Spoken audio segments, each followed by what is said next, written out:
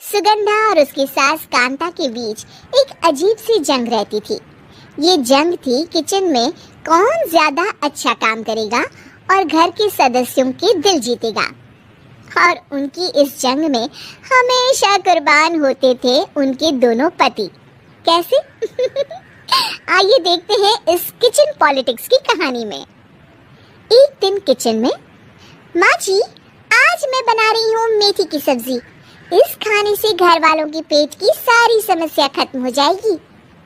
और मैं बना रही हूँ तड़के वाली छाछ, जिसे पीते ही गैस की समस्या कभी नहीं होगी। दोनों अपने अपने खाने को लेकर टेबल पर पहुंच जाती हैं। तभी सुगंधा के ससुर उसकी बनाई सब्जी की तारीफ कर देते हैं। अरे वाह, मेथी की सब्जी भी बनी है, बड़ी ही स्वादिष्ट है। वाह बहू वाह। अरे बहू, लेकिन इसमें इतनी सारी मेथी बर्बाद करने की क्या जरूरत थी? देखिए माँ जी, ये तो वो मेथी है जो आप रात में भिगोकर सुबह उसका पानी पीती हैं, और जो मेथी फेंक देती हैं उसी से मैंने ये सब्जी बनाई है।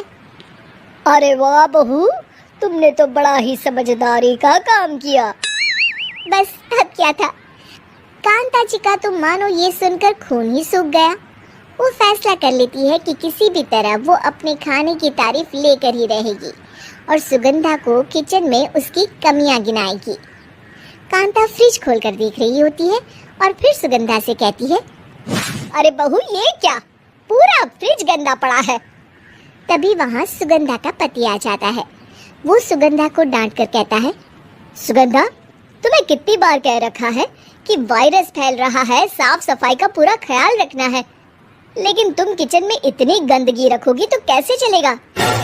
सुगंधा सास की तरफ देखती है जहाँ वो मुस्कुरा रही होती है। सुगंधा समझ जाती है कि सास ने उससे बदला लेने के लिए ये सब किया है। दोनों रात के खाने की तैयारी में लग जाती हैं।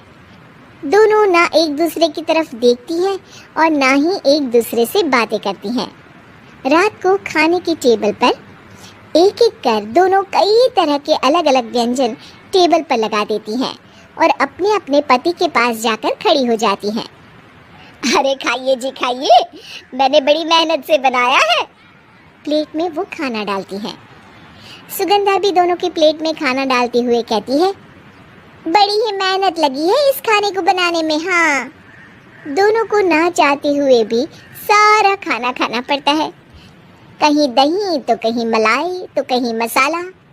और इन सब के बाद दोनों बड़ी ही मुश्किल से अपने कमरे में सोने जाते हैं।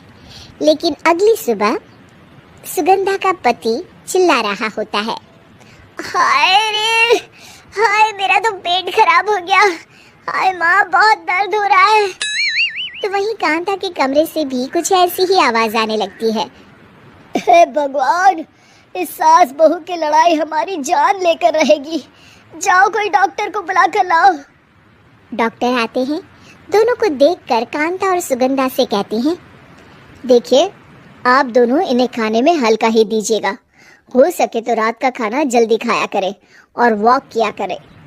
इतना कहकर डॉक्टर वहाँ से चले जाते हैं। जिसके बाद एक बार फिर से दोनों बहुएं किचन में जाती हैं और खाना बनाने में लग जाती हैं। रात में खाने के टेबल पर दोनों एक बार फिर से खाना लगाने लगती है। पापा जी, मैंने ये पतली मूंग की दाल की खिचड़ी के साथ ये पापड़ और पुदीने की चटनी भी बनाई है। अरे बहू, अभी अभी बेचारे पेट की बीमारी से गुजरे हैं। इतना भारी खाना तो डॉक्टर ने भी मना किया है ना। देखिए, मैंने आप दोनों के लिए सूप बनाया है। और दोनों उन लोगों की प्लेट में खाना डालने लगती हैं। तभी दोनों एक साथ बोल पड़ते हैं, बस करो, हमें माफ करो। हमें नहीं खाना इस घर में, ना खिचड़ी और ना ही सूप। हम इंसान हैं, एक वक्त में एक ही खाना खा सकते हैं। बस करो, हमें माफ करो। हमें नहीं खाना इस घर में, ना खिचड़ी और ना ही सूप। हम इंसान हैं, एक वक्त में एक ही खाना खा सकते हैं। इतना कहकर वो दोनों वहाँ से चले जाते हैं। कहानी का अंत। आप लोग उम्मीद कर रहे होंगे कि अंत में सब ठीक हो जाएगा। नहीं जनाब, अगर सास बहू के बीच सब ठीक हो जाए तो आप ये सीरीज देखे ही क्यों?